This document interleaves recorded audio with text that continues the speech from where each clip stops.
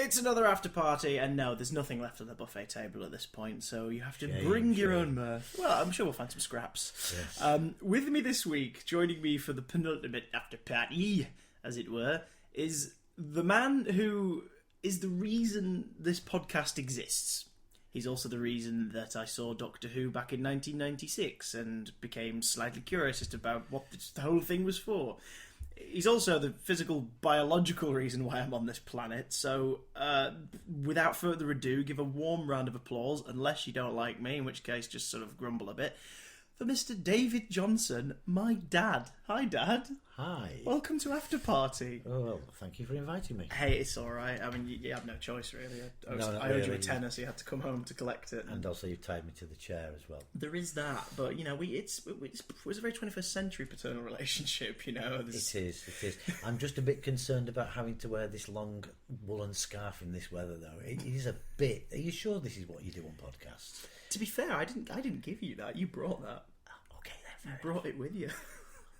It was weird, and the weird part is it's not even a Doctor Who one. You've just stitched a load of FC United and Manchester scarves together and tried to pass it off as a Whovian item. I nicked the one from the Cemetery Road end at Giggs Lane when we left there. What I love about this is about 2% of the people listening will be like, I know what they're on about, and everyone else will be very confused. And the others should be curious and then start looking up FC United and Manchester on the web. Too true, do it. The way we're talking, it sounds like we're promoters. But we're, if not, we're just promoters of mirth and joy. Yes. Because as we're recording this, it's coming up to Father's Day. As they're hearing this, it'll have been Father's Day. And I probably should have got you in to talk about the episode Father's Day from this series. But I didn't. Might have been a good idea, but never mind. Never mind that. Never mind it, sir. Because instead, I'm just going to chat to you genuinely. Because we're getting to the end of 9 is 10, Dad. That thing that's stolen me away for many a moon. Yes.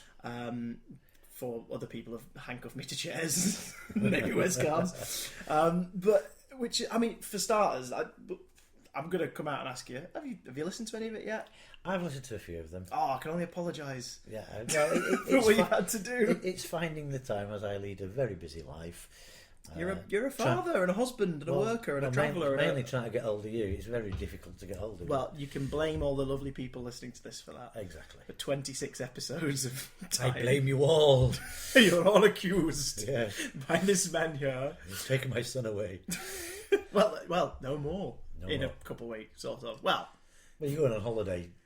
I'm about to vanish, for a little trip. And then I go on holiday. Yeah. And then you go away again with work. Yeah. And then I'll probably be on holiday again, and the football season starts. Yeah. So, I might see you occasionally. See you 2017. Yeah. Let's book it in for then. Yes. First things first, as you hear in a Doctor Who podcast, Oh Nonsense, are you... this is weird me asking this, because I know full well, but for their sake, are you a fan of Doctor Who? Yes.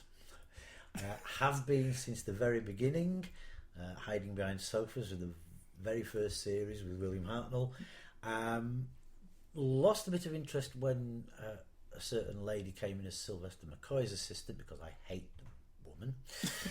Oh, hang on. Are you talking about the lady who tagged along for Colin Baker for a story and then stuck with Sylvester McCoy? Yes. Yes, the screeching voice just got to me in the end. When she left, I then started watching it again. That's really interesting. I like the idea that you went through a sabbatical based around Melanie Bush being in it, like that character coming and going. Not the character, the actress playing it. I remember. I'm old enough to remember Bonnie Langford as a screeching child singer on Opportunity Knocks or some other godforsaken pre-X Factor show. The sort of shows that you were glad when they died out, and now they've kind of come back. And now they're back, and I've never watched ITV since. That's true. Apart from Vicious, you have watched Vicious. I watch Vicious at the moment, which is very fun, very dated but very funny. Especially Derek Jacobi's performance. If you've never seen it, folks, watch it. It's good. If anything, if you want a vague Doctor Who connection, Derek Jacobi was the master for 5 minutes. So, go support him. There is a Doctor Who connection there, correct? Yeah, he was brilliant in that 5 minutes, though. I think we watched the episode together going out, actually. I'm sure it was series 3, just before he turns into John Sim. Yes, and we were going, bloody hell.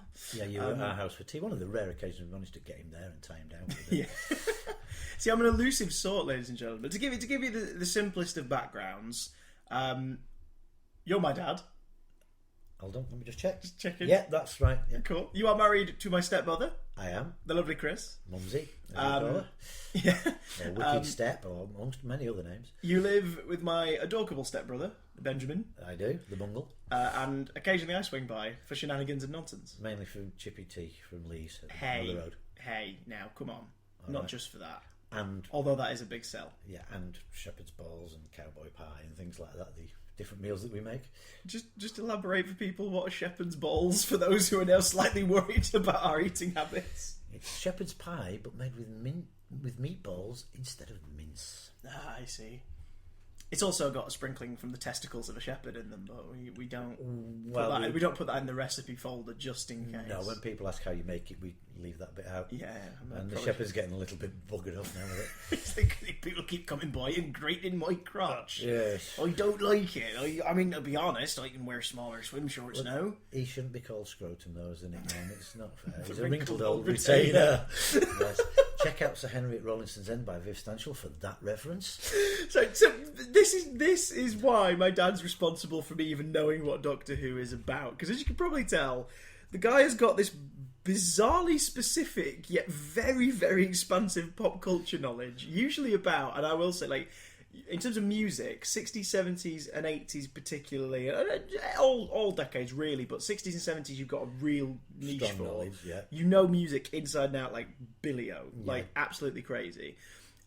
Comedy you are very aware of. Part of the reason I am into what I'm into nowadays is because at a young age you and Chris introduced me to The Goon Show, which, you know, I think was just starting to come out on cassettes from BBC Audio. They'd started to re-release them for the second time. We had one cassette with the dreaded batter pudding hurler of Bexhill on C. That is phenomenal. Which was the original release that Chris's dad had on tape. And then they started to re-release them again. And so we started to collect them. And years later, Chris then bought me the box set on CD, which constantly played. Yes, so I'm sorry, going, folks. really. I've raised him wrong. I know. Never mind. You've raised me right, just in the wrong order. So we're getting into Eric Morecambe again now. Exactly, Morecambe and Wise. And there's so many things that you introduced me to Monty Python, growing up. League of Gentlemen. Oh no, you were very careful with that one because you knew I needed to be at a certain point, sort of maturity wise, age wise mainly. Yeah, I remember that. I think it was close to the film coming out in 2005. I was 14. Yeah, and I think I turned to you and just went, "I'll be honest, Dad. I'm probably going to see this movie. Should I now watch the series?" And you went, "It is time. It is time." Brought out the DVDs, and we got the DVDs out and other things, and we carried on. Once again, the tangents are explained as well. And this is also the other reason why Christopher watches box set after box set, is because we watched all 3 series in one sitting. Oh, good God, we did. And the Christmas special slapped it in the middle, and bloody hell, it was worth it. I became hooked from that point. Yeah. But there you go. Well, you say you were around for Hartnell's beginning. You would have been tiny. You would have been like, what? We're talking. You wish a 5? gentleman to give his age away. Well, you did mention that you were around for that, so you've at least given away 51 years of your I was life. coming up to 6. Yes, which is a good age for that kind of programme. Yeah. Especially at the time, you were the target audience. Yes, it was at 5 past 5, just after Sports Report or Grandstand or whatever it was in those days. I mean, memory's not that good on sport in those days. I'm pretty good now. But yeah, and it was after that and the 5-minute news break that they used to have, and then on came this Doctor Who. Same weekend as the Kennedy assassination, which was unfortunate for the ratings. But yes, they say that you should all remember where you were when Kennedy was assassinated. I didn't. I was 5. I was probably at home or at school or playing football or something like that. Yeah. But I don't specifically remember it. I wasn't of that age. You're sort of given a free pass before the age of, I'd say, about 10. Like, if there's something boring or depressing on the news, you are allowed to go out and play. Yes. Because you don't really think about it at that age. But you obviously and remember also Who back being in around. 1963, you had the news was on at 6 o'clock during the week, and maybe a brief recap at 10 o'clock. It wasn't wall to wall like it is now, where you go on the BBC or ITV and there's news every hour or after every programme. This is the 10 o'clock news. We'll see you at 11. Da, da, da, da. Yeah, it was just, television used to close down, a little white dot, and monotonous. You have to be a real telly addict to stay and watch that until it opened up again at 12 o'clock the next day. God. But then again, some people were very committed to that. It got some proper anoraks. Yes, my favourite bit's where the beep goes out a little bit around 2 a.m. and then comes back in at about 2:02 a.m. in the morning. And that guy with the glass and the water just running his finger around the rim, he must have had some stamina in that finger. He would have been knackered. Yeah. So, Doctor, you were aware of it as a kid. Were you following it when you were a kid, or were you I was sort of dipping in and out? Hooked from the first episode. Nice. It was just different and educational. That was the thing. As the series progressed, you got to see about the Romans and learn a bit of history, which was always interested in history from an early age, and it was good. And going to other planets. Yeah, well, like the future stories and the more otherworldly stories would focus on science, and the historicals would focus on history, and you'd meet historical figures. And I think in the newspapers at the time when it came out, or when it was about to come out, and they say this new series, it was billed as a factual, a fantasy, but based on fact. That was part of how Sidney Newman sold it. I think he and Verity Lambert, when they put it together, was educational for the kids, but it was enjoyable for the parents because it was it was an adventure and a sci-fi romp. Although he swore against, quote unquote, as it's been documented before, bug-eyed monsters. He didn't want that. Yet by the second story, we got a very specific one. So you were a kid during the reign of Dalek Mania. How big was this to your recollection? I remember going into school on the Monday after the first episode with the Dalek in. Yeah. And that is all the kids, boys and girls, talked about. The ones who didn't watch it. Yeah. But everybody who watched it, that's all they could talk about. And I wouldn't say that we all hid behind the sofas. I think that's more an urban myth. Yeah. But you certainly cringed back a little bit into the sofa or chair or crept Grab back the on the nearest floor cushion if you, because in those days you used to lie on the floor when you was a kid with your hands propped in your your head propped in your hands, and you recoiled a little bit with your elbows to get a little bit further, because there was something that you'd never seen before. Robots on TV and in films were Lost in Space type robots. Yeah, they were all human, human shaped. They had a head, arms, legs, and a recognisable body type. Mm-hmm. These were totally different, spoke in a different way. There was no human element to the voice. No. More a zippy element. As I remember my father saying at the time, it sounds like someone's grating their vocal cords on a cheese grater. That's a bloody brilliant way of putting it. I would have gone for the fan, talking through a fan, but I think Grandpa hit the nail on the head there. Actually, he wasn't really into Doctor Who. He did used to watch it. He especially liked Leela. I don't know why. So he stuck around at least then. He did watch it because it was on. It would be on just as you were having your tea. Because as it progressed into the 70s, it became sort of more of a staple of the BBC in general, wasn't it? It was seen more as a kids show in the 60s and became more of a family show in the 70s. Yeah, but because of the nature of some of the things, parents did watch it with the kids because they weren't sure what the programme was about. They'd read about it in the paper or the Radio Times. Yes. Other publications are available and were in those days, but they weren't as good. And they weren't sure what it was going to be, so for the very first episode or two they would watch it with the children, and that drew them in. A modern day equivalent of that, I would say, would be something like Game of Thrones, where teenagers, maybe early teens, started to watch it and their parents started to watch it, and now you've got grannies and great grannies watching it. I saw a cracking video on one of the news websites this morning of this old couple's reaction to the final scene of Games of Thrones that's just finished. Oh God! An elderly couple reacting to the series 5 finale. The lady was out of her chair in shock, horror, amazement. So it was that sort of thing. Yeah. Sorry, I'm going to have to find that after this. I found it. I think it was after come out of my live account, and it was on the MSN page. Yeah. It's on there in one of the the video bits. Do you think part of the reason that it appealed a bit more to parents because I think parents were getting into it in the original run and stuff with Hartnell and Troughton, but do you think it sort of made the transition to that a bit more with Pertwee and the move to colour, and because everybody was gathering around, I suppose, to watch it now because it was in colour? It's like, oh, go on, let's see what it looks like, and it's more of I don't know, because an event. Because Hartnell and Troughton were well-respected actors and were known by my parents' generation for different films they've been in. Yeah. You know, William Hartnell was in films in the very late 40s, if I recall correctly. Patrick Troughton was certainly in films in the late 50s. So the two people were actors.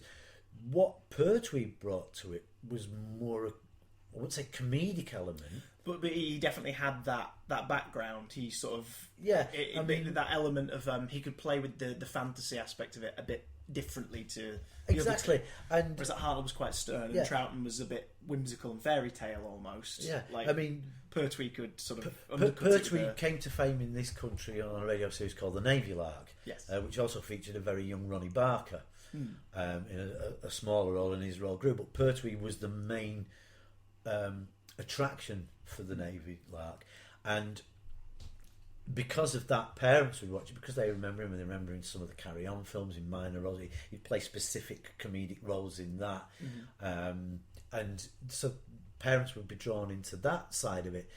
And the storylines got different. They brought in Unit. It was exiled to Earth, things like that. So parents, perhaps, some of the people who were late teens when Doctor Who started, by the time Pertwee came into it, they were parents themselves in some cases.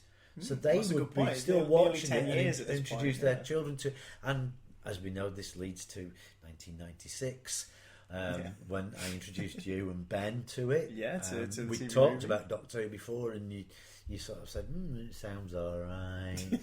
Whilst playing with my Power Rangers toy. Yeah, can I go and get my Pokemon Nintendo game? Oh, not quite yet. No, well, not quite yet. Almost. That was in the interim. That filled the gap. Yeah. But you became interested because you heard Chris and myself talking about it. Like what you heard, because you always were an inquisitive, nosy git. I was. Still are. Well, that's the thing. I think I was kind of genetically prepared to be into a show like Doctor Who. Yeah. Because from an early age, I was learning like the names of all the characters from Thomas the Tank Engine and what number the engine was. Yes. And bloody every Power Rangers monster that had appeared so far. I want to refer back to Pokemon on the game cards, where you could name every card without looking at it in order and their special powers. And you could tell if you were going through your pack which cards you hadn't got, which amazed a lot of people when we were at swimming lessons, when Ben was in a different class to you, and there was parents on the balcony just going, how does he remember that? How does he do that? He's right. And you just turn over and show them the card and say, this is so-and-so, blah, blah, blah, bang. This is so-and-so, blah, blah, blah. I haven't got so-and-so, their powers are, bang. And you'd go through the whole, 140 odd cards. I didn't have a folder for them at that point. I had like this little blue Tupperware box that I carried Correct. the pile in. Yeah. Oh my god. I tried, the other week I was challenged to do a Pokemon tag video on YouTube. I'd been set one by the channel 6.5 Miles. Do check them out. Promotion, there you go. And Tori Joe, lovely. Do check them out. And they set me the challenge of the Pokemon tag video, answering questions that they'd answered on Pokemon. And during it, I sort of confessed that now I think it's one of the most stupid things ever. I find the games really enjoyable, like the Game Boy games and the DS games. I think they're a lot of fun. But I tried to recite as many in a row from the beginning as I could, just to see if I still had it pre-programmed. And I think I can get up to number 21. Which isn't bad, considering you've probably got the cards stashed in a loft somewhere. They're in this house somewhere. I've not found them yet. Probably with my drill. Did I not give that back? No, you've still not got it back. I know where it is. I've bought one since. How bad is that? I even told you when you said, I'm going to have to go and buy a drill. What sort should I get? I said, well, mine's at the back of the cupboard at the bottom of your stairs. It's probably with the Pokemon cards, because there's a cabinet in that cupboard that my mum brought from the loft, which had my Game Boy in, and because we've just not found room for it yet, it's in the back of this cupboard. So they're probably next to each other, wondering why the hell they've been left in there. Either that or there's a black hole under there. Yeah, well, I wouldn't be surprised. No, I wouldn't. However, I wouldn't have to pay for storage, so that'd be handy. True, but it'd be a hell of a job to retrieve it. Just get a lot of string and just attach it to each item. Just feed it in. Yeah. Like Poltergeist. Just sort of like give it a pull. Get a short woman with a wispy voice to come and like guide it back to the light. No, I think you're going to Come toward the light, drill. This cupboard is clean. So it isn't. That's the problem. See, tangents. I got it from this man. This is how it happens. 1996. Yeah, let us zoom Doctor towards Who, there. the TV movie. My earliest memory is, it's not a specific thing, but it is watching that. I recall watching it, and I remember it being in a caravan, it being on holiday. This is, I think, the first time I've asked you directly about it in quite a few years, probably since 2005. Yeah, since he came back. Yeah. Where was we, sir? Where were we being at that point in the day? We were in Morthoe in North Devon, which is between Woolacombe and Ilfracombe. Yeah. Near the lighthouse, because we had to visit the lighthouse. No, not in the middle of the water, but near. We had to visit the lighthouse every day, I remember. Hey, you had 2 5-year-old kids who loved lighthouses. Yes. And you couldn't drive there, you had to walk there, because there was no road to it. We also had fully functioning legs that liked to run around a lot. So. Yes, but besides that point. So we were in a caravan. The signal, it was, if I remember correctly, it was absolutely bouncing down outside the rain. It was a really wet night. And because of that, and you're out on this, almost on the headland at Morthoe Point, the TV signal wasn't always strong, and it did fade in and out a bit. And every time it faded in and the sound went, 4 people in the caravan moved towards the television to listen to what we, not so much being what was on the screen, but to listen. And then as the sound came back, we all moved back, and you were hooked. And Ben that was level hooked. of commitment, we had to be from that point. Yeah. You were both hooked. Because I remember we both asked a lot of questions that night in particular about it. At 2:00 in the morning, we was getting a bit fed up because Chris and I wanted to go to sleep. I remember being sad that the Scottish man with the hat got shot. I remember then being completely baffled that he suddenly came back a younger man. Like, I wasn't quite sure about what the hell was going on. I remember thinking the Master was silly, and I still do in that bloody TV movie. Good God, Eric Roberts. If you're of an older persuasion, do search up Eric Roberts dressed for the occasion on YouTube, because we did just before recording this. I found a wonderful video of Malcolm Tucker giving his reaction to the Master from the TV movie. If you're offended by really bad language, don't watch it. But if you don't give a toss about bad language, watch it. It's hilarious, and then you'll go and watch the thick of it. Yeah, which again you introduced me to a little while ago, and I ended up ploughing through the whole thing. Yeah. But yeah, so TV movie. How did? Because I know how I felt. Obviously, it piqued my curiosity. Ben and I wouldn't shut up about it. But how did you feel when you watched it? Did you think it was entertaining? Because this is a story that has gone down as a bit crap, but still enjoyable. And everybody comes away from it going, "Oh, Paul McGann's good, isn't he?" Yeah. And then wondering why we never got any more. As an old style fan from the beginning, I was excited because it was coming back. I remember that more than anything. Only because we talked about. I think we arrived that Saturday at the caravan in the pouring rain in June. I think it was typical June, British was it summer. June. It was May. It was May. So it would have been the Easter break. Easter or Whit. Whit break. So yeah, end of May, and 14th, day before Ben's birthday. Oh, of course it was. Yeah. Yes. Was it? No, that says UK. Look at the UK one. 27th. Oh, that was the American broadcast. It was the Whit bank holiday, so it would be. It was a late birthday present. Yeah. But I wanted to see it, and yes, McGann was good. I liked the link with Sylvester McCoy. McGann was good in it. As I say, I'm not so keen on Eric Roberts. I mean, I've seen less camping a Scouts Jamboree, but that is how, because it was part funded by the Americans and Canadians. They wanted a biggish name American star in it as well. Yeah, like the biggest I guess they could find. That was willing to sacrifice their career with a really bad performance. And who better to sacrifice their career with someone who didn't really have one to begin with? Eric Roberts. Yeah.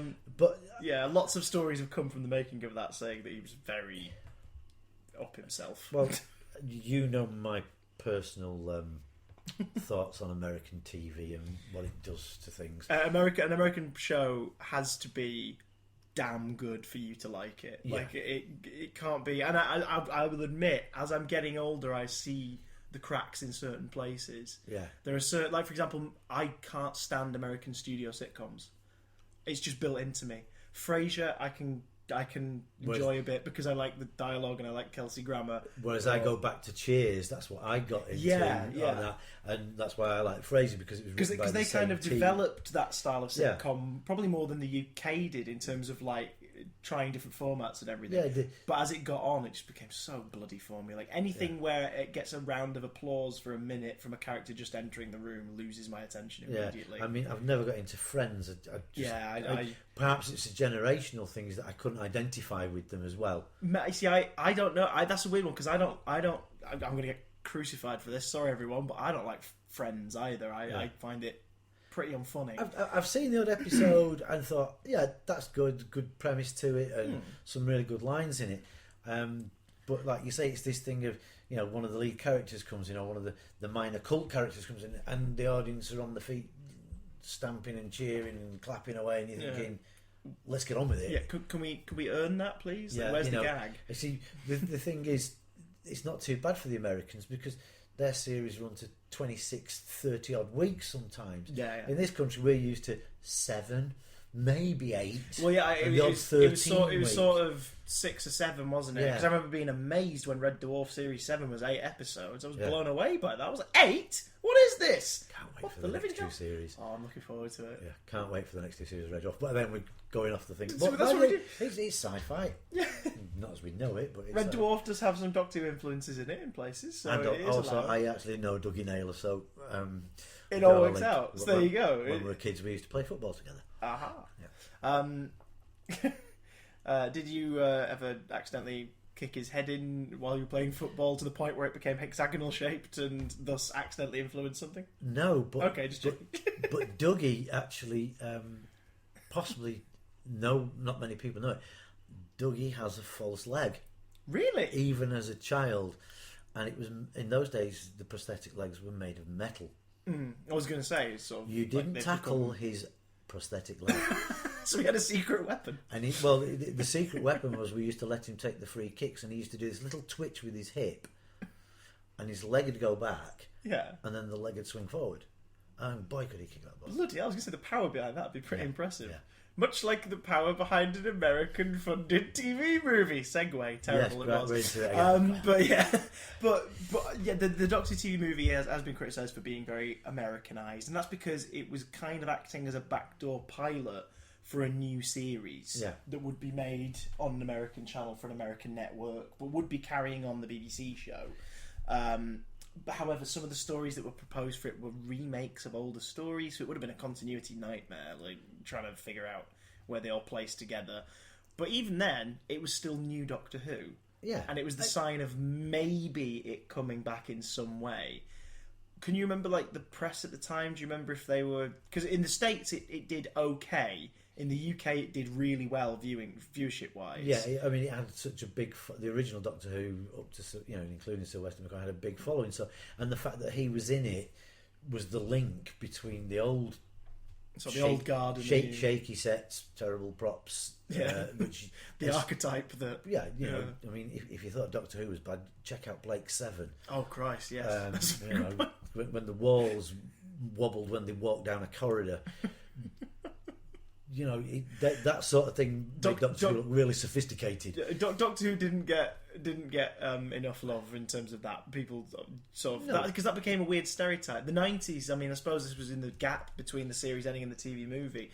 The 90s had a lot of shows, a lot of comedies that whenever they parodied it or prestiged it would reference wobbly sets, tinfoil monsters. I think a lot of it looks damn good even now. Yeah. The problem was Star Trek: The Next Generation appeared round about the time of McCoy's run, and we were suddenly getting a sophisticated sci-fi series from the States that looked much more slick. See, again, I didn't like Next Generation. Not even with Paddy, your SoMoneySupermarket.com Stuart. No, I mean, I could appreciate the performances. I only said that because I know that advert wound you up when he first voiced it over. They can't pronounce names properly.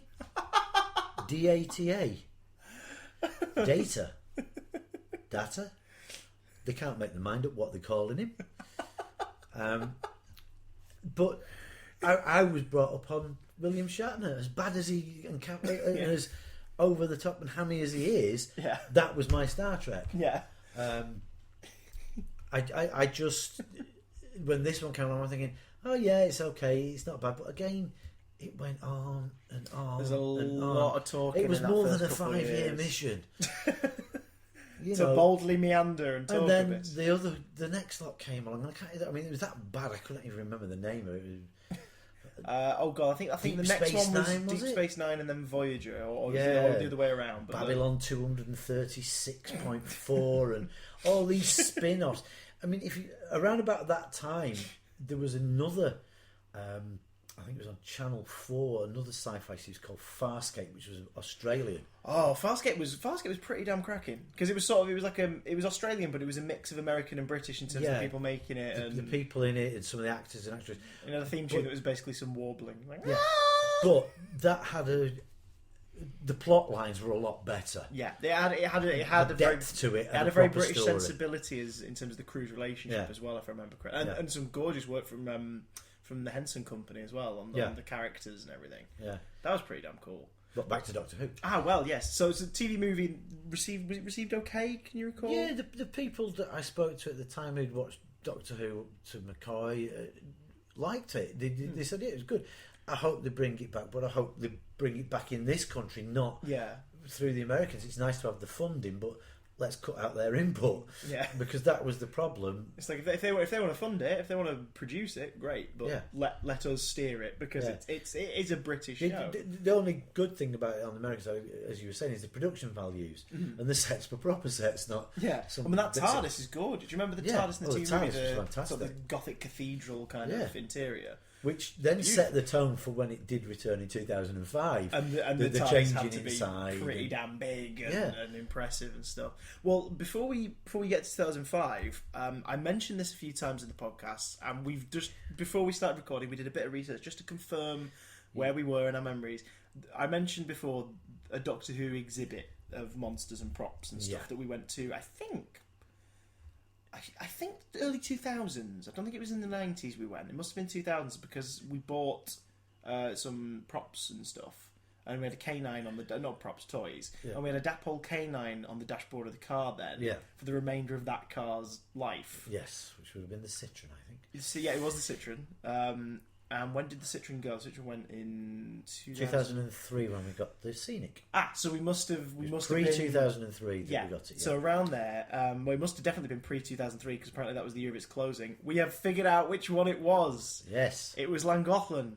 The Doctor Who experience, not to be confused with the current Doctor Who experience in Cardiff, which is a very different beast. Yeah. It was next door to the Dapol toy factory, so it doubled up as a toy like a toy museum / shop, and a Doctor Who museum. Yeah, and they had loads of stuff in there. That was a massive amount. I remember that was the first time I saw a Dalek in the flesh, and also the first time I sat in one, which has sort of become a staple of the exhibits now. Whenever they do them, they always present like a half Dalek that you can get in and then of course my Uncle Charles had a Dalek as well. He did, yes, it was in the garage, wasn't it? It was in the garage. It was one of these. Put your sixpence in it. For those of you who are old enough to remember what sixpence is, 2.5p now, about the same size as a 5p piece. God, those machines now cost like £1. It's ridiculous. And you put it in, and you sat in, and it swiveled round, and it yelled a bit. And you could talk through. I think you could talk through it. Yeah, there was a grid, and it would then translate your voice into a Dalek voice. Yeah, God, I remember that. Yeah, and he used to get these fairground rides and these sort of things, one-off rides, and repair them and then sell them on or exhibit them places. So yeah, you absolutely love that. I remember spending like a good sort of hour in a row in the garage at one particular visit, like just not leaving it alone. Yeah, and I was completely fascinated by it. Well, we had to get you out to go home. Yeah, I think I was checking it for spiders because it was in the garage, so naturally my affinity for spiders began. I was like, oh god, what if there's a spider sat in the eye grid? What if I sit in it and it sits on my head? Yeah, and tells me to exterminate people. It's strange. Destroy bats. Some of his phobias that he used to have. He's not too bad with spiders now. I'm not as bad with spiders. One phobia I did. His biggest hero, Spider-Man. Work that one out, folks. I'm still trying to work that one out. But again, one of my other phobias being from a kid was dummies, mannequins. Oh yeah, huge, wasn't it? Like it was a big one, especially museums. Museums was a big deal. Museums, you weren't too bad. It was things like we went to Gulliver's World at Warrington. Oh my god! And, anybody in the Northwest, if you have a tiny child or you've got one in the family or whatever, just for a laugh, take them to Gulliver's World for a day. It's a theme park for toddlers, essentially, isn't it? Toddlers and families. Yeah. It's rides and stuff that is suitable for younger. Yeah, there are some ones for the older ones, like the Antelope and things like that. The Antelope, proper wooden roller coaster. Yeah, it's brilliant. Toby went on that once and smashed his teeth. And another thing for parents, laugh. If you've got young kids, don't go on the cycle monorail unless you know your kids will complete the cycle part. Because I went with someone, not Christopher to be fair, it was with Ben. Oh, was it Ben? It was Ben. You were with Chris and you were cycling. And Ben stopped cycling halfway around. Well, when only one of you is with this heavy cycle monorail carriage cycling, like off the ground as well, like off a good sort of you are above, you're a good 20-30 foot off the ground because it takes you round an overview of the park, as it were. It's very heavy going, so if you're taking your kids on the cycle monorail, make sure they keep on cycling. Put them in front of you and have a sharp stick. It would be a good idea. Just to jab them if they stop cycling. Anyhow, but mannequins was a bit of a thing. They had them there. Where were they there? There was some in the entrance, and the one that got you, that freaked you out, and it's not an exaggeration. It freaked him out. Was you go into this marquee, and there is Gulliver laid down, tied down by the Lilliputians. Oh, that thing was horrific. It was about 20 to 30 foot long. Oh God! I think very lifelike. So lifelike that someone ran out and we had to find him. It took a good half hour to find you because you had run off. Oh, I'm good at running off. And was really scared and wouldn't go. If we went past the entrance of it, we had to walk between him and the entrance so he couldn't see in because he has this morbid curiosity that I don't want to see it. What's that? I think like with most fears, with most things that are daft to be frightened of, you always tend to be a little bit like, I might take one peek, I might have one look. Well, a few years ago with CBBC, he actually did an article. CBBC Extra, was it, from Gulliver's? Oh yeah, we did behind the scenes of a show called 4 O'Clock Club. They were shooting their Christmas special in what is normally open in December but not so in the summer.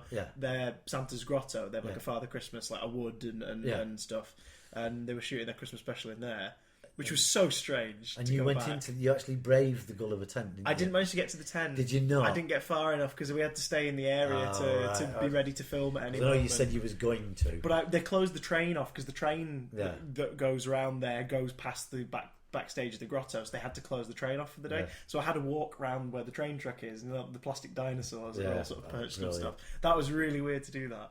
But yeah, so mannequins freaked me the hell out. And nowadays they freak my fiance out, so it all works out better for me because I look all brave. Yes. But being faced with a bunch of them at that Doctor Who exhibition was pretty freaky. I remember there was sort of like a monsters corridor. Yes. Like after the initial kind of, here's the TARDIS. Oh my God. Here's some Doctor's costumes. I think, in fact, we've got a list here of which costumes they had.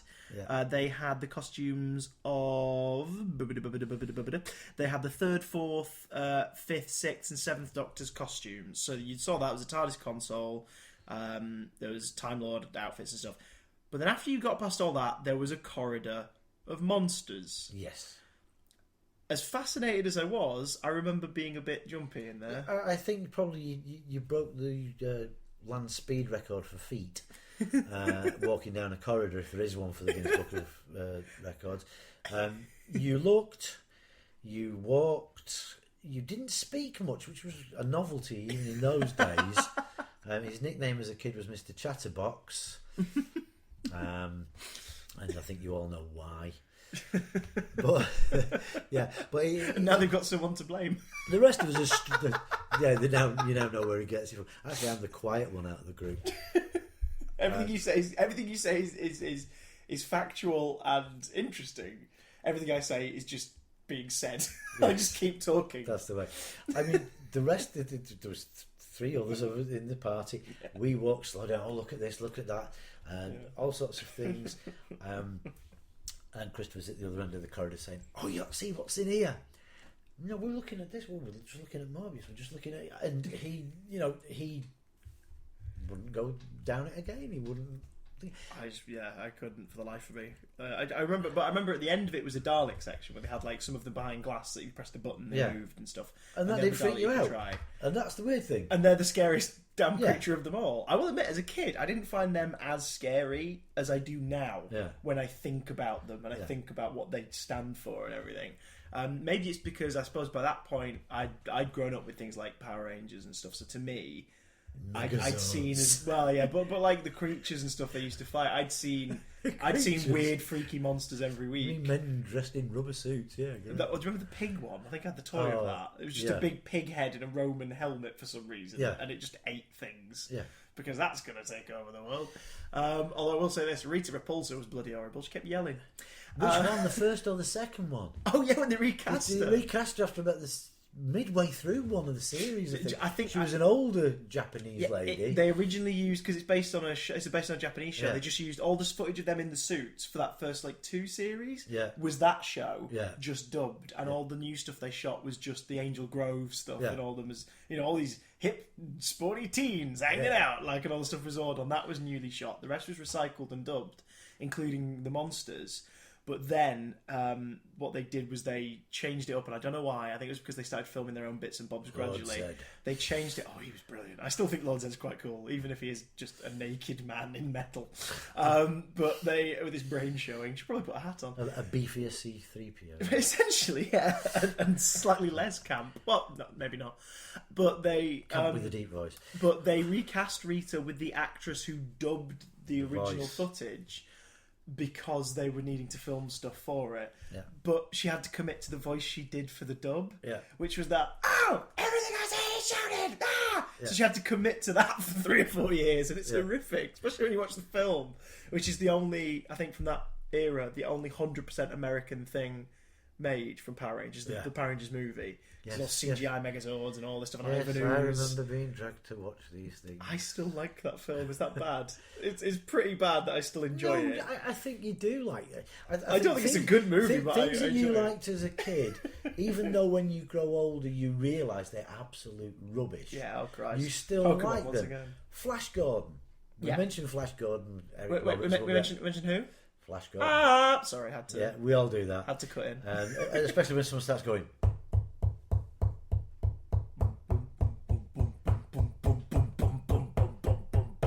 Flash! There it is. Yeah, so we do that. When Christopher moved into this house, we were upstairs building a unit. And it involved having, as you do with IKEA units, I'll advertise there. It's all bloody IKEA nowadays. We were building a bookcase. And you have to nail the back panel on. And Christopher and myself, we've got a hammer each and nails, and we're going down one side each. And we got in rhythm and doing that, and we both started singing Flash. Downstairs is Lucy and Chris, and they started laughing because they knew it was coming. So yes, this is symbiosis in its rawest form. Where are we now, my boy? Flash Gordon. Flash Gordon, yeah. Well, Flash Gordon. Yeah. Crap film when you look at it now. Absolute rubbish. But we still love watching it. Yeah. One, because we're big Queen fans. That's where he gets his Queen thing from, because he was born when Innuendo was #1 as a single. Which makes a lot of sense when if you look at my life and my mannerisms and my sense of humour. Yeah. But it's one of those things. We watched it as a family. We watched The Phantom with Billy Zane, which now is Blimey. awful. Yeah, when you look at it, but only because you've had all the Marvel films come along since, which are doing the comic book characters like the Phantom was, but have got a lot more money and a lot more technology behind them than was available when the Phantom. Yeah, they made do with what they had, and they did a damn fine job for them. But it has aged because of it. And there's very few films from anybody's childhood that don't look rubbish when you look back at them as an adult or as an older teenager if you're a kid. It's just the way things are. It's like some people now will look back at old Doctor Who stuff. Well, I was going to say, when we're in that exhibit and stuff, walking, or in my case running through that corridor, you're seeing a lot of monsters that you've not seen for 20, 30 years at this point. Yeah. In this corridor.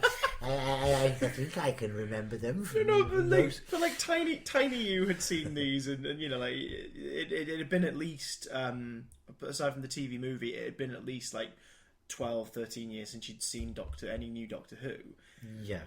Looking at those creatures, looking at the costumes and everything, did you get that sense of, oh, this is a bit weird? Or was it more just a rush of nostalgia? I'd say the rush of nostalgia. Yeah. Because it was things that I'd grew up with. And I think if we had gone in and... there was... One of the exhibitions was a living room from the very early 1960s. I think another exhibition did this as well, from what I've heard. Yeah, and there was a small black and white TV in the corner, and it was showing on a loop. It was the first episode on Earth Child. It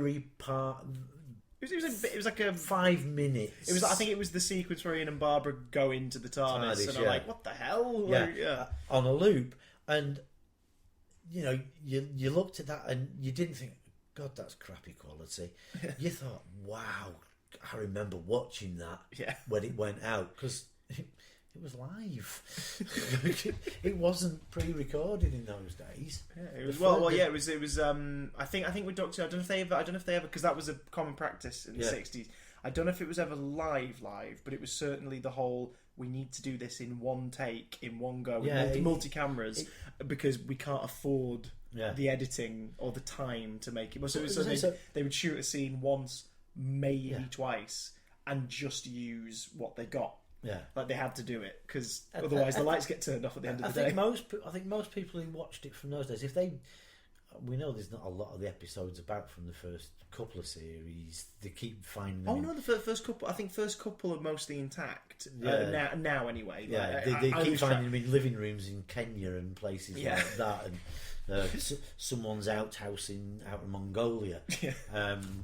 Dead in Santiago in Chile, but they keep finding them because people recorded them, or they took them out. The copies were sent to these countries when they bought the series, and so there's copies out there, but they just don't know where they are anymore. It's the majority of Patrick Troughton's run is the one that's still missing, and is needed. A good chunk of his story, like a very big chunk of his stories. It's just a pity the Langford years aren't missing. To be fair, if they'd gone missing, it would have been pretty suspicious. It's strange. The rest of Doctor Who from the end of the 60s is completely intact, but there's this weird blank patch in 87 and 88, and we're not quite sure what happened to the bonfire in Eccles. Mysteriously appearing. Yeah. Across the sky. Lots of videotape floating up into the sky. You can see the silhouette of Melanie Bush in the air, screaming, as she fades away. I don't mind the character Melanie Bush, as long as she'd have been played by somebody else. Well, let's not forget, she killed the Sixth Doctor off camera by making him do exercise, and then he fell over. At least that's as far as we can deduce from what we've seen. So seeing this stuff, it is a rush of nostalgia. So does that kick in again in 2004 when? If I remember correctly, it was 2004. We were in Cornwall. We were in Trewin, a campsite called Trewin, which is bloody brilliant, huge place. And it's cracking. And we are going to have to go back at some point. I have to find the time, and I'll have to earn the money. But we'll go. But Trewin, I remember us being sat there. It must have been the summer holidays, because we had newspaper, and they'd got pictures of the Autons. Yes. Like they'd just been recording Rose on the streets of Cardiff. So they had photos of the dummies. Now, I'd seen that story. We'd watched it during probably UK Gold. I know BBC Two did it for a bit, and then UK Gold. And we think there was another channel in between. We can't quite remember which one. It was UK Choice or something like that. Yeah, they did a bunch of Who repeats in like 2002, 2003. Yeah. And we watched a lot. And it was John Pertwee mostly, if I recall. And I remember watching Spearhead from space and watching the Autons and going, now I know why I was frightened of mannequins, because they can do this. And then I all ended up bloody living down the road from where they smashed out for a year and a half in Ealing. Yeah. But which made walking to work every morning slightly traumatic because there were mannequins in the window.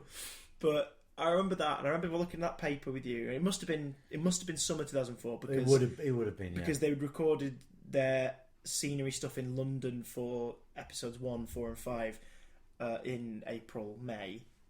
So it would have been going toward the summer holiday.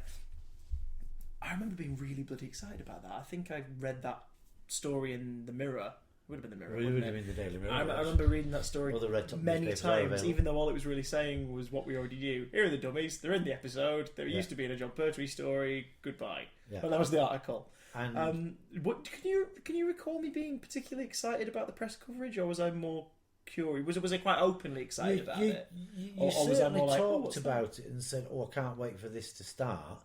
And then you said, "When we get back, can we find the John Pertwee episodes on video?" Yeah. Oh god. Because a few DVDs were out by this point. We had the Five Doctors, for example. The Five Doctors on DVD, but we had the odd video. I think we ended up going to Blockbuster and renting it or something like that, because I think we did. Yes, we did. I think we got home and went home and rented it, and you watched that and you said, "Oh, I can't wait for the next one." And for a year, we waited. And do you remember hearing the casting announcement of Chris Eccleston? Yeah, that would have been March 2004, I think, was when they announced that. What were your thoughts? Were you familiar with it? I thought brilliant. Yeah, I mean, to be fair, biologically and genetically, it's built into our system as Salfordians and Mancunians. Ecclesonians. I don't count myself as Salford. That was foisted on us in 1974. Yeah. I was a Mancunian up to that point who lived in Eccles. But it's genetically built in as a Mancunian. And also, at that point, a devoted Red to... although you secretly were at Arsenal as well, weren't you? Which is perfectly allowed. It's the 21st century, Dad. You can swing both ways. Because you couldn't be members without me being a member. That's very true. Yeah. And now we're with the One True United. Yes. But Eccleston being cast would naturally make anyone from the Northwest go, "Oh, brilliant!" Yeah. Did you have any inkling of how he might play it? Because obviously, he was, in terms of his filmography before that point, very against type. But he'd done things like Jules, I think, was a film he'd done in that, hadn't he? Where it was more period piece. So were you kind of picturing him in Victorian stuff, or? The first thing I remember Christopher Eccleston in was Cracker. Oh, of course, with Robbie Coltrane, yeah. With Robbie Coltrane, and he got killed off by Robert Carlyle. Bloody yeah, who every time the casting goes up for the Doctor, he's always one of like the 5 people rumoured. Yeah. He would be cracking, actually. He would be really good. Robert Carlyle would be good. If he weren't captured by the American show Once Upon a Time, which I don't care for very much, good sir. Never seen it. It's terrible. It's American. The moment I think you and I should watch the first 5 minutes one day, just so we can record a 5-minute commentary of us going, "Oh," and then turning it off. No, the Americans. But the Americans are coming. The Americans are coming. He'd been in so many varied roles as well. Yeah. I mean, it was his decision in Cracker, from what I've read. He went to Jimmy McGovern and said, "I want the character killed off." Yeah. Because he was one of the main characters. He was the chief inspector or something like that, you know, of the crime, the CIA. Like he was essential to the family of the show. Like he was a big part of it. And you know, it was a bigger part of that as Robbie Coltrane was as Fitz. Yeah. And you thought, wow. And then I think the next thing I saw was the Second Coming.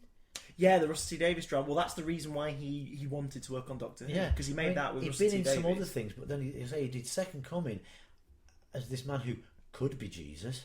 Yeah, like he's suddenly given this... a modern day life of Brian, if you want to go with that. I rewatched it recently because I think I saw it on TV around that time. I would have been 12 when that went out. So I either watched it because I just put my telly on in my room going to bed, or because maybe I caught it a few years later on telly. Whatever. I watched it again recently.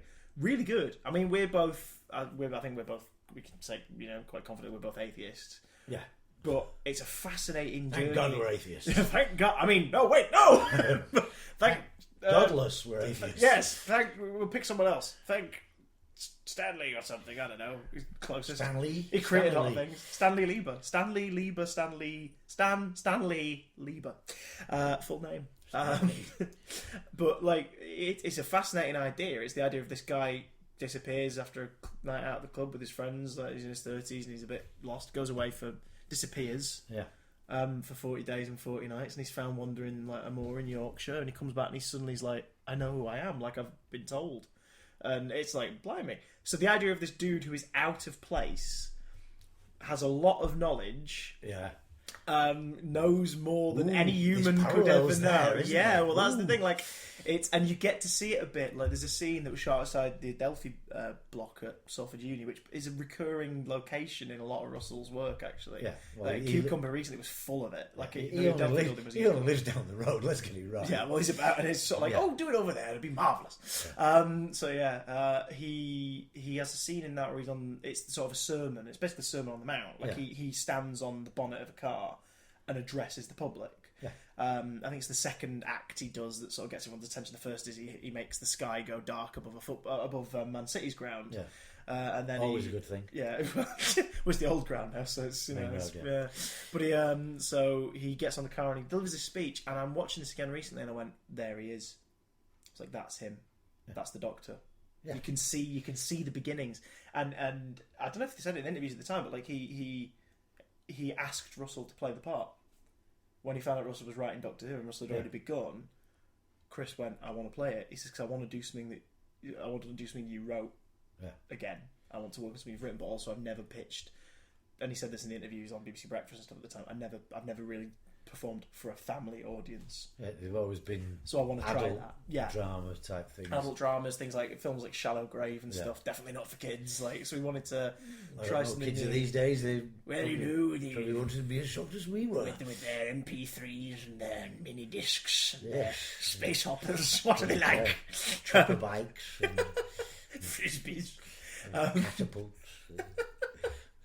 We should do a podcast as just two old men. The kids have digital catapults now. I wouldn't be surprised if there was an app. Yeah, like a catapult app. Which I would not endorse app. Unless it was the Beano, like the Menace one, in which case I'll endorse it heartily. But there's a definite motivation for Chris to do it then. I remember the public were a bit confused, I think was the mainstream reaction, wasn't it? The papers were like, really? I mean, great actor, but wonder how he's going to do it. Yeah. But the biggest criticism wasn't for him, was it? It was for Billy Piper. It was for Billy Piper. Who, I think you at the time even was sort of like, really? I think that was your reaction. It wasn't like... Yeah, because it wasn't at you, that but point, it was... She was known as a singer. Yeah, she was a pop starlet in the late 90s. Yeah, as a very young girl who went on to marry Chris Evans. Yeah. But, there was doubts about Billy, and let's put it this way, I think she blew every doubter out of the water in the first episode. Oh gosh, she shat on doubt. Not really. I mean, that'd be very ungraceful for your first Mr. episode. Doubt was a little bit put out by that. Yes, he didn't have the Andrex ready. Other brands of toilet paper are available. Probably not as absorbent though. No. Quilted. But yeah, no, she really did blow them away because she was credible. She was a late teenage girl in London or any inner city who was at a loose end and didn't know what to do with her life, and you could believe in. I mean, how old was I 10 years ago? I was getting off my very late 40s, but I could associate her predicament. We all hit a point in our life, and yes, young listeners, even you will hit this. Yeah. Like, we all hit a point in life where you sort of think, what am I doing? Yeah. Like, whether it be career-wise or, like, relationships, like, where you live, where you've moved to, where you're studying, whatever it is, you might go, your friends. What am I... Yeah, like, well, yeah. Again, young listeners, you'll get to that point too. Yeah. Friends you've had for years and years, all of a sudden you start thinking, why am I with these people? They're bringing me down, or they're not treating me how I want to be treated, or deserve to be treated. Which is Rose and Mickey in those opening episodes. Like he's a nice, well-meaning guy, but he's bloody useless, and he doesn't really. Ricky. No, Mickey. No, Mickey. I think no, Ricky. I think I know my own name. You think you know your own name? How stupid are you? Oh, yeah, Ricky. You won't get you. The only other Doctor you probably catch doing that is John Pertwee or Colin Baker. It's really a bit horrible to him. Yeah, but that was nice with Eccleston. He's a bit distant. Yeah. At first, he doesn't really want to interact with people, but he can't help himself. Yeah, and the strange thing is only towards the end of the Matt Smith series you realise why he's like that when they introduced the War Doctor. Yes, because he's as far as he's concerned, he's committed a horrible crime. Yeah, he's committed double genocide. He doesn't want to talk to people. He wants no responsibility or ties or anything. He wants to just be on his own. But not bother anyone. It seems that somehow he does remember being alone in the past, and that's why he says, "Do you want to come?" Yeah, like he's obviously he can't help himself, and it's because Rose is a kindred spirit. Yeah. In that way, which is nice because that was different from the old run as well. As fun as a lot of the companions are of the original run, this was the first time they made the companion the main character. Yeah. And the Doctor was the co-star. Gone a little bit too far in the last series or two. It's new series with Peter Capaldi. You want to see how the Doctor is, and all you hear about is Clara bloody Oswald. Yeah, I mean, Stephen Moffat, take a step back, please. Yeah, just come on, mate. Let Capaldi work some magic. Yeah. I mean, we have very similar opinions of the show in general. Yeah. We've both agreed that in recent years we'd like to see a bit more of the Doctor being the main character. Doctor Who, not Clara Who. But it worked very well for Rose initially because she was bringing new viewers into the show. Yeah. And she was giving viewers the original run, so it was like a tease almost. Because for that first 20 minutes, you glimpse the TARDIS twice. It's never focused on in shot, but you glimpse it. Yeah. And it's, older viewers are going, "Oh, come on, I know what this is. What is it? What's inside? Come on, let's see what they've done to it." Yeah, but at the same time, a bit baffled as to the portrayal as well. Like, hang on, where's the Victorian frock coat? Where's the kooky outfit? Where's leather jacket, skinhead? Yeah, he's just ambling about, looking as dull. Mancunian, really. Probably the first Doctor. I mean, maybe Sylvester McCoy might have gotten away with it, but probably the first Doctor who could just blend in. Yeah. As well, like if he's in a crowd, you're not going to spot him. You're not going to point him out. You're not going to go, "Who's that peculiar man?" Yeah. But maybe it's because... Which made it even more fantastical on Alien Planets, when he looked like a normal bloke. Yeah. Whereas the others all looked colourful and unusual. Yeah. And also, again, it probably goes back to what came later.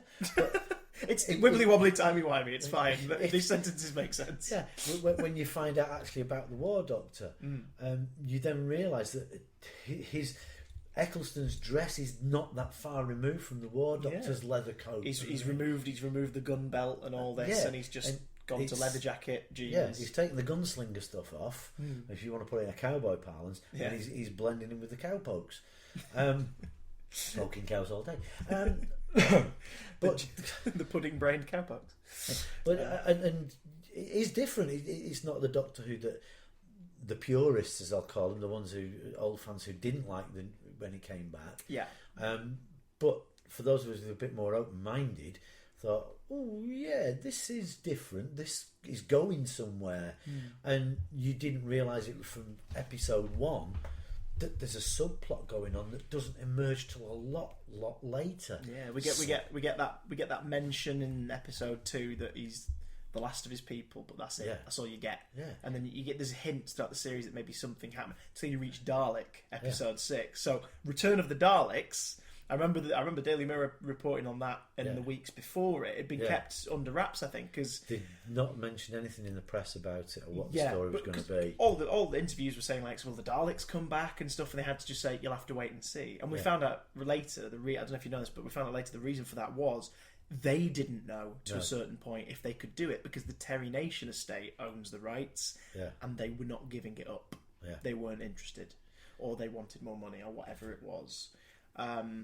Which is fair enough because the Daleks were still a pop culture icon long after the show finished. You would still find a Dalek calendar on sale every year. You'd get wallets and key rings and stuff. That's still existing. Things like the Peter Cushing movies obviously kept them going because the people who never watched Doctor Who but might have seen Doctor Who and the Daleks or Dalek Invasion Earth and 2000. stuff.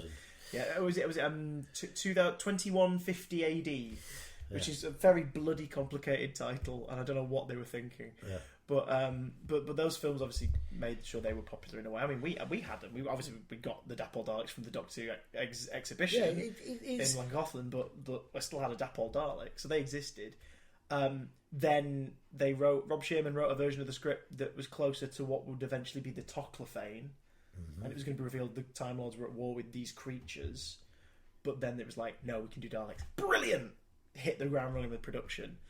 So the fact they kept it quiet, and this is so unlike now, 10 years later, but the fact they kept it quiet for so long, and the only reason it leaked was because I think someone leaked the picture to the press. Yes, and it was just a picture. It was just one picture of a Dalek being wheeled to set or whatever. Yeah. And they were like, that was it. I mean, obviously the papers are going to go, look, the Daleks are back, it's going to happen. Yeah. And it was a smart decision of Russell T Davies, which I'll discuss more in the next After Party. But a smart decision was to put the Daleks at 6 episodes in. Yeah. Because at that point, that's when casual viewers aren't bothered anymore. They're like, I might dip in. So to do that, it meant that... Get some. Yeah, 6 episodes of the series, people are coming back to go, wait, what? Is this that thing that like my dad used to go on about? Or is this that thing I've got on that pencil case? Or like they want to know what it is and they want to see more. Yeah. How were you when the Daleks came back? I remember you being pretty excited for the broadcast. I think we watched that one together. That's another one we watched together. You were down at our house for tea. Yeah. It was just great, and the way it was done. Yeah, like the miniature tank. Yeah, and just emphasis on tank. Yeah, just the one. Just the one there, chained up, and you're thinking, wow. And the hatred in Christopher Eccleston's face. Yeah. For it, you're thinking, whoa, what went on? He could nut this thing. Yeah, he looks that mad. He wants to destroy it. He doesn't just want to, stop its plan or whatever. He wants to wipe it from the face of the earth. And then you start to get into the reason, and it was really good. But there's other things were dropping into place as well. The Bad Wolf thing started to come in then. Yes, that started to sprinkle through. I mean, Russell T Davies, longest drinking game. And again, a note to Stephen Moffat: learn from the master. He had. In case you can't tell, Dad has a favourite. Well, no, and since Moffat took over, I think the show is going back to the 70s. Okay, yeah, so I see. Like it's focusing more on kind of the cold, like facts. Yeah, and not the subtle twist. Everything has to end at the end of the series and not carry on, or be set up for something that doesn't necessarily get a proper payoff later. Till a lot later on. Yeah, you look at Amy Pond. You look at Oh, I'll look at Amy Pond. I know. You have this thing for Karen, but. Yeah, I mean, but there's things going through. Don't tell Rose. Yeah, but there was things going through the Russell T Davies shows that bring themselves to fruition later on, even into the Stephen Moffat years. Yeah, I mean, the first Matt Smith year. I mean, don't get me wrong. I think Stephen Moffat is a brilliant Doctor Who writer. Yeah. He's not.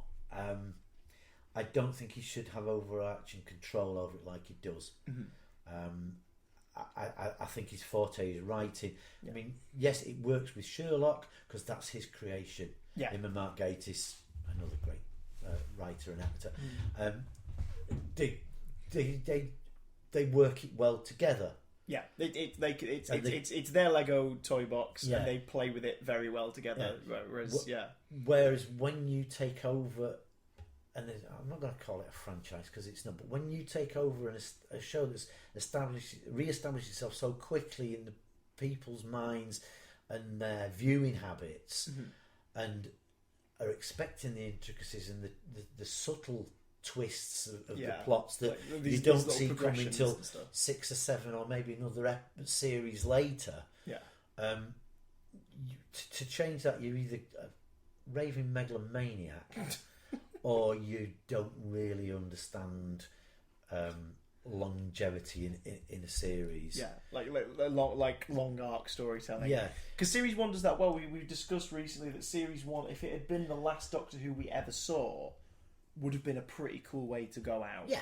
Because it is just one solid thing from beginning to end. Even if it had ended with a regeneration, it still would have been quite cool. Because it's like, oh wow, what a very Doctor Who way to end it. Yeah. And that would have been nice, but...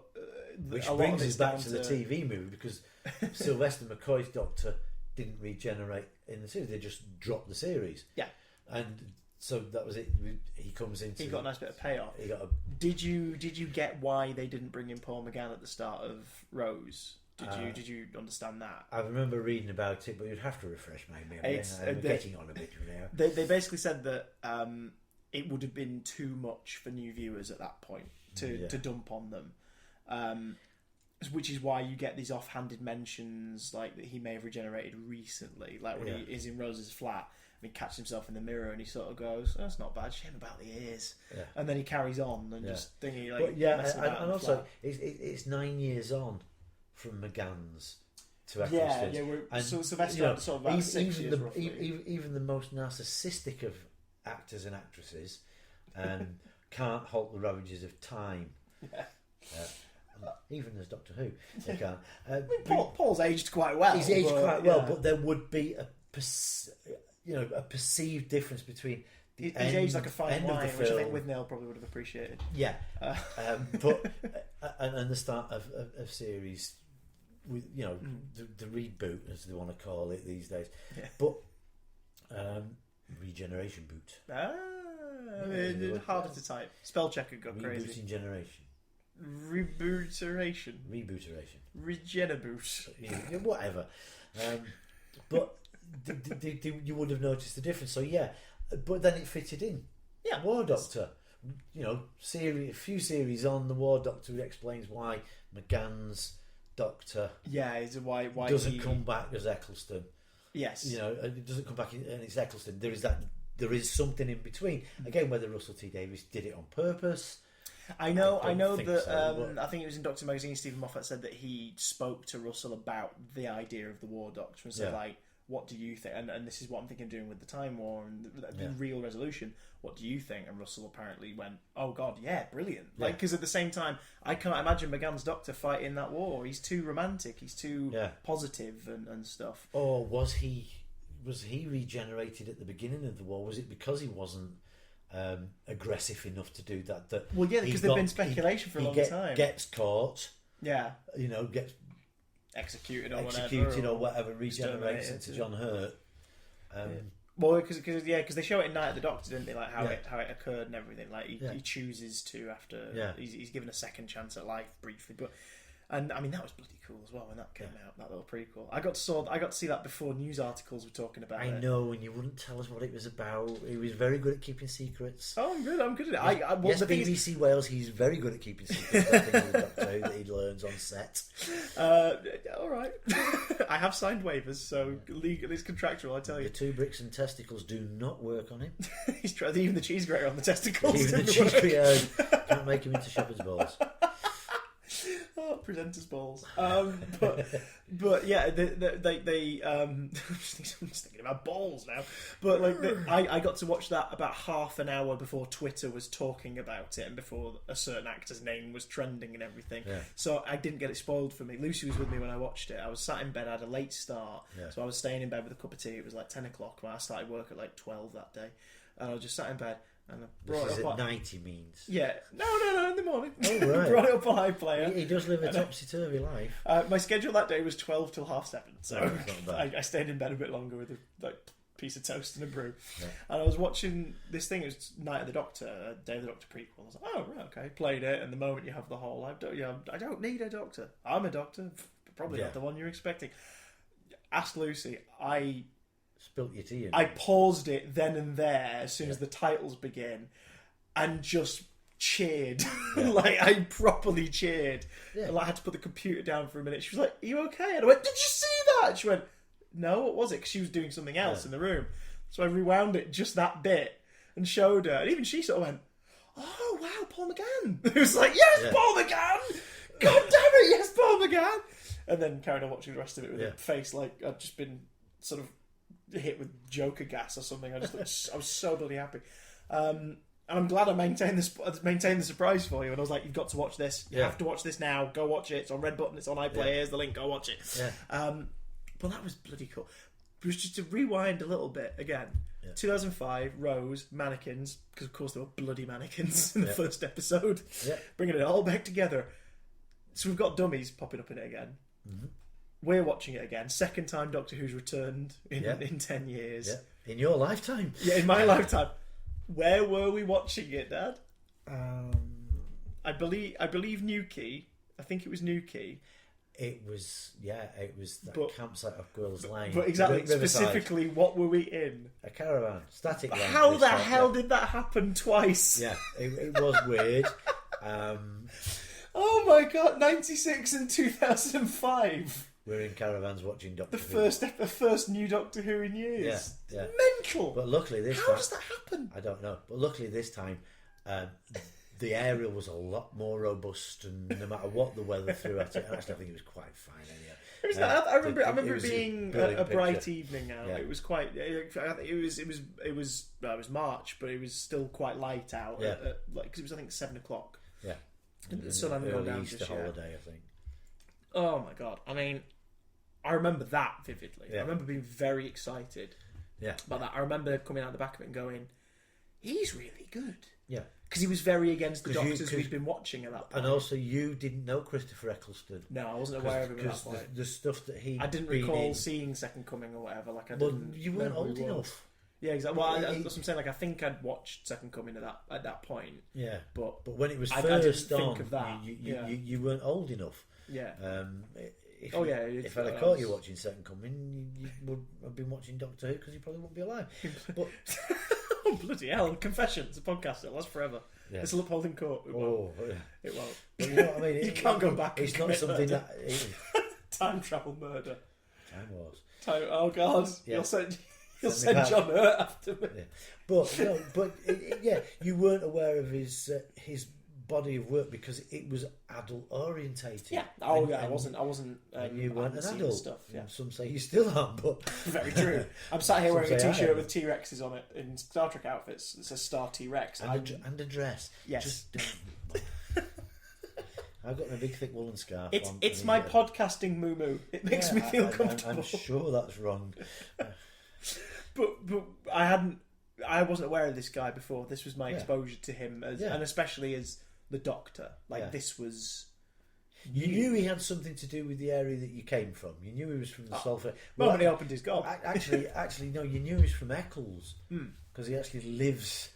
I don't know if he lives in Eccles, but I know he's definitely got either a place there. His parents lived there. His father's since died. Yeah, but, that was a few years ago, wasn't it? He was in the same care home that your grandpa was. Yeah, he was in the same care home at the same time. Yeah, that's a slightly more depressing Doctor Who connection there. I never got to meet Mr. Eccleston because he used to come during the day. Although we have seen him in Morrison's. We've seen him in Morrison's on at least 2 occasions. And he smiled at you. And also walking down to Old Trafford.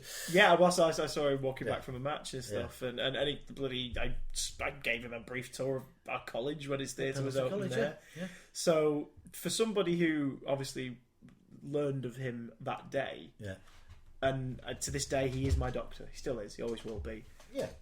We bumped into him an awful lot in the years after, didn't we? We have, yeah. Good God. At least 4 or 5 occasions in the 2 years after his series went out. Yeah. Which is bloody weird. And the thing is, I think he made the right decision to go. Well, it means that series stands. It stands as its own beast, and it is that 1 year. And it's the reason why we even did this year. It's why 9 is 10 and Afterparty exists, is because of that. Yeah, the others his mini legacy. The others have all done multiple series. He did one series, and it's unheard of. Yeah. Oh, it's like McGann had no choice, but he did the TV movie. And but that was a one-off anyhow, hoping to reboot. Yeah. This was the reboot, and he decided he wanted to do one series. And like you say, it's standalone. You can watch that series and marvel at it and think, wow, that's brilliant performances. I mean, you've got other people in there. So we want to make it's Cassandra. Cassandra. There are so many different standout performances. Just realised we're going to have to wrap this up soon because the battery's running low. Oh, God. That's the I know, I run on batteries, folks. It's true. It's true. By Jing. The Duracell Dad. Well, Other battery types are available. But not as durable and don't have as an adorable a mascot. No. If he is adorable, I don't know. Never seen one. Never go with batteries and rabbits, Christopher. It doesn't get you anywhere. Oh, God. I was going to say, and on that note, but I feel we have to say something else. But like you said, it's attracted a multitude of talent since. And that series is the catalyst. It's Yeah. the reason for it. Yeah. So just a couple of very quick questions. I've done this to every guest on After Party. Favourite Doctor? That's my favourite reaction. This is going to surprise you because of things I've said. Yeah. But I've got great hopes for Peter Capaldi. Okay. Yeah. I followed Peter Capaldi's work from a long, long time ago in little series that he appeared in. Never mind the thick of it and all this.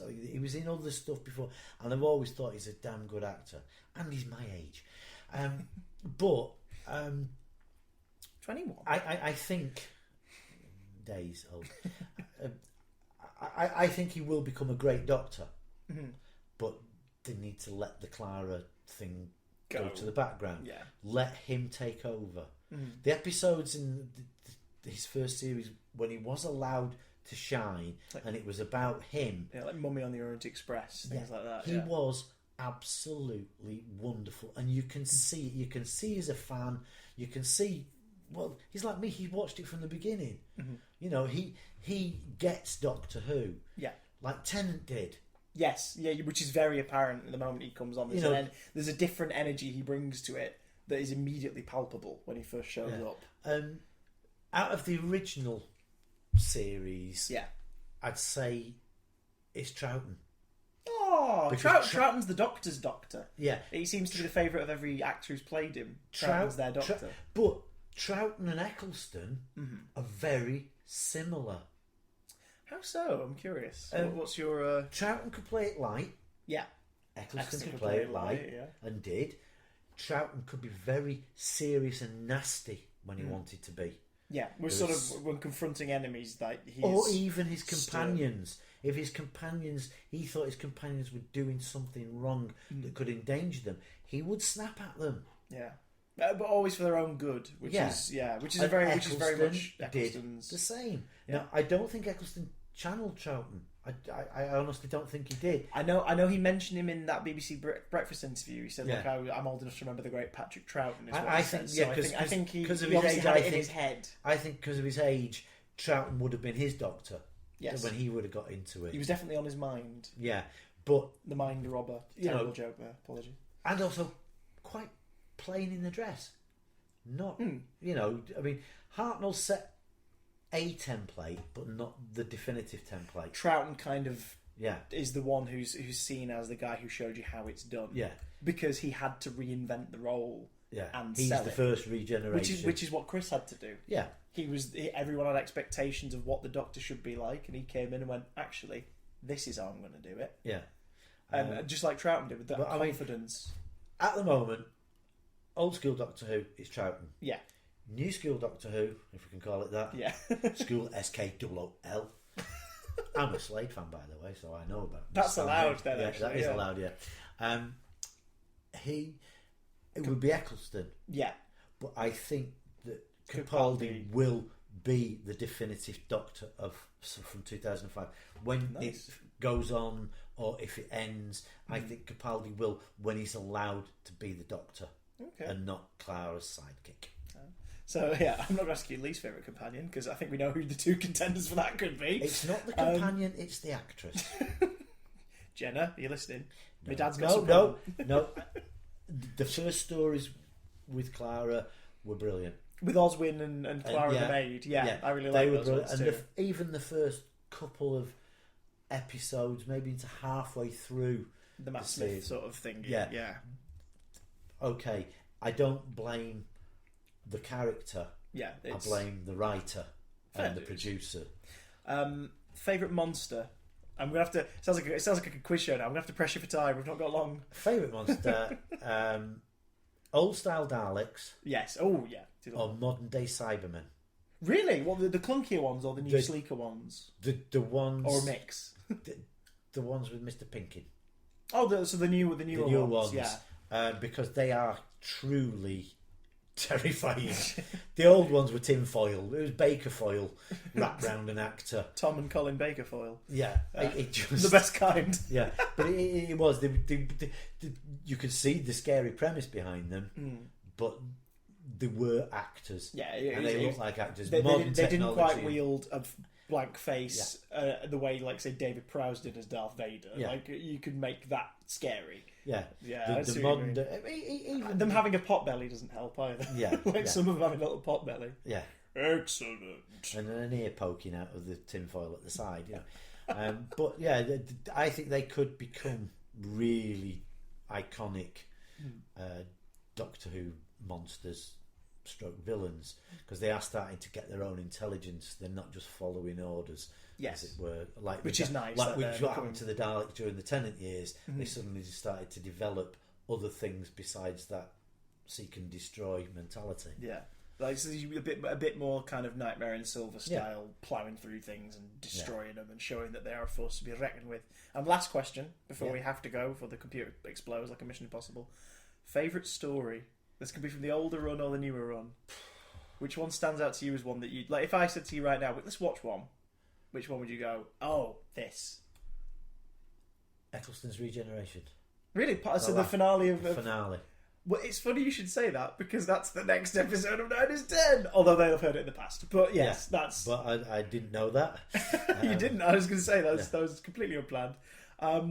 He has a great goodbye, doesn't he? A proper decent goodbye. It's small and quiet, and he just says what he's feeling. Yeah. And unlike us two, who've rambled on like fools for an hour and a half. Well, sorry about that. No, don't say sorry. I've thoroughly enjoyed this. Yes. Don't tell everyone else. I think this might be my favourite episode. Thank you. I mean, they'll probably have heard me say that now, and I'll get ridiculed, but sod it. It's my favourite episode to do as well. Giggity. David Roy Johnson. Yours. Dad. Yours. Thank you very much for joining me on 9 is 10 After Party. You're welcome, and let's hope we can do some more. Yes. Well, not 9 is 10. For that ends next time with 9 is 10 Confidential.